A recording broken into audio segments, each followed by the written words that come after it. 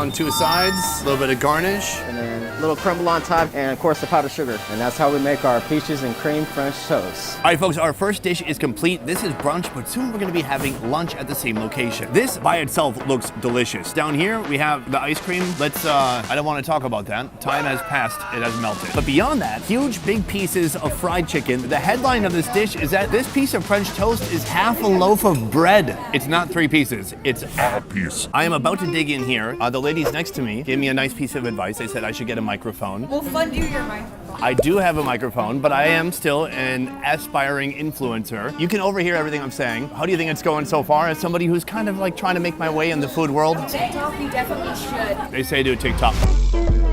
I'm doing YouTube. I'm stuck on YouTube. But TikTok and Instagram Reels is definitely where people get like exposed. TikTok. Okay.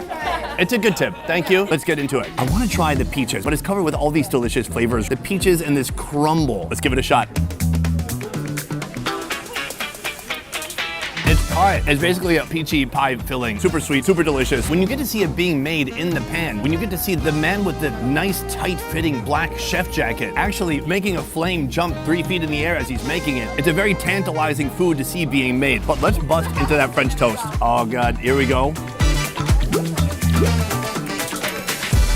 Oh my Lord. If I'm honest, I thought that whole loaf of bread was gonna be too much. The way they've seared or grilled all 6 sides of it, the heat has penetrated to the center, making it really soft and cushiony on the inside. It is super delicious. Beyond that, the true sweetness of the peach has really come out. There's an incredible blend of nutmeg and cinnamon in there too that brings out so much flavor. Now, the only thing missing here is the chicken. You want breaded fried chicken and you want some of that French toast.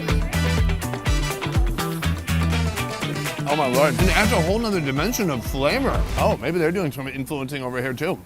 We have delicious, savory, juicy chicken that's being complemented by peaches, cream, and sugary goodness. I'm not in love, I'm in lust. This is not a brunch item that you build a family with. There's a reason people have brunch just on weekends. This is kind of a one morning stand, then I'm out.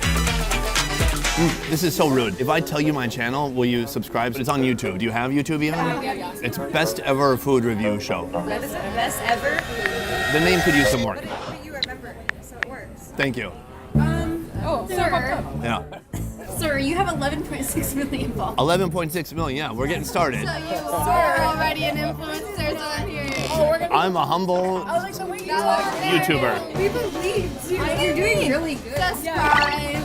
Thank you. That's very sweet. So that is brunch. Coming up next, lunch. We are back in the kitchen. I am ready for my next meal. Chef, what is for lunch? We are gonna make our brisket mac and cheese cornbread bowl. The bowl is edible. Let's get into it. First, put a little bit of oil in the bottom, put all of our pasta in there. We are going to add in our cheese sauce. It's got some Creole seasoning, butter, cream, a mixture of pepper jack, cheddar, and mozzarella. And then we're gonna add in a little bit of cream. Meanwhile, over here, we've got the brisket on the flat top getting nice and hot. That's already been smoked.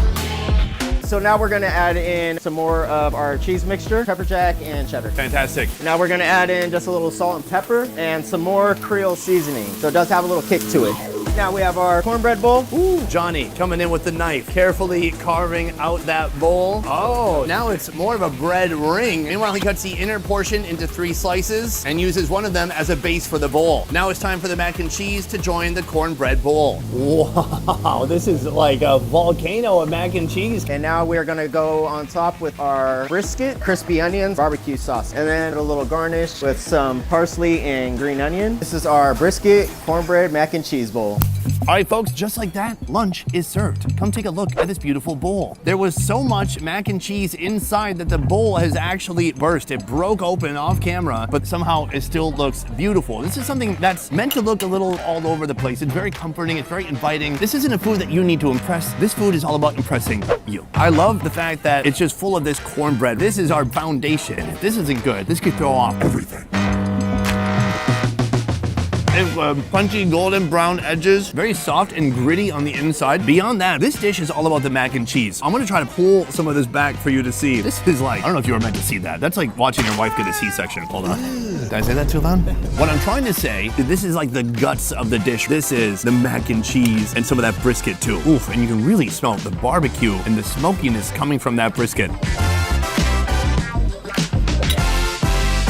It's so good. When it comes to macaroni noodles, it doesn't get too soft and mushy, and it just clings on to so much cheese. These are like real simple American comfort foods done by expert chefs. Chef G. The G stands for good chef. Sorry, I couldn't come up with anything more clever. The flavors here really pop. He's taking foods that on the surface seem simple, but he's adding that little touch of complexity to it. The brisket's actually adding a really crunchy texture. They shove it down onto that flat top until these little bitty bits of brisket become nice and crispy. And it's a perfect complement to everything you see on this plate. It goes beyond a cheat meal. This is like cheat life. If you believe in reincarnation and you're like, I'll do better on the next one, I recommend this. So let's take a little bit of that bowl. Let's hit it with some mac and cheese. Hit that with a little bit of brisket. Right here we have the perfect bite. A little bit too much actually. Wash it down.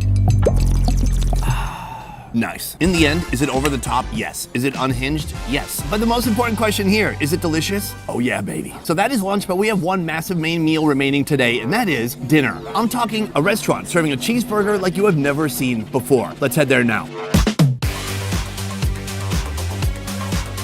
We have just arrived at Squeeze Burger. I am with my guy, Charles. Charles cannot take a break for an interview because Charles is Squeeze Burger, and he is making some burgers right now. Charles, how you doing? Doing good. How you doing? Good. I have questions. First of all, Squeeze Burger. Explain it to me. Why the name? The original building was 450 square feet, 11 bar stools, and that included the kitchen. So you literally had to squeeze in. You sat at a counter, elbow to elbow. So that's where the name came from. What first turned me on about this restaurant is what people call a cheese skirt. What is it that people love so much about the cheese skirt as opposed to just cheese being inside the burger? For one, it does taste slightly different, but you can rip your skirt off, you can wrap your french fries in it, you can use their little cheese chips. There's really no wrong way to eat them, and everyone has their own way of eating and their own style. But do people ever order extra cheese? Yes, we get cheese skirts just on the side. I cannot wait to rip off this cheese skirt.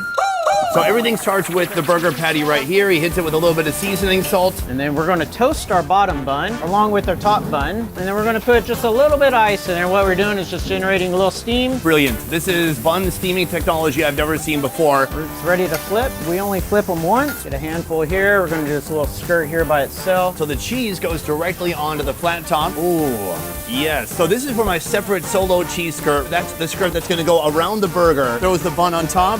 And we're gonna use a little ice, create some magic. We're gonna turn those into skirts. And then we're gonna cut some mayo here, mustard, long sliced dill pickles, some juicy ripe tomatoes, some yellow onion, some red onion. And we're gonna top it off with some fresh lettuce.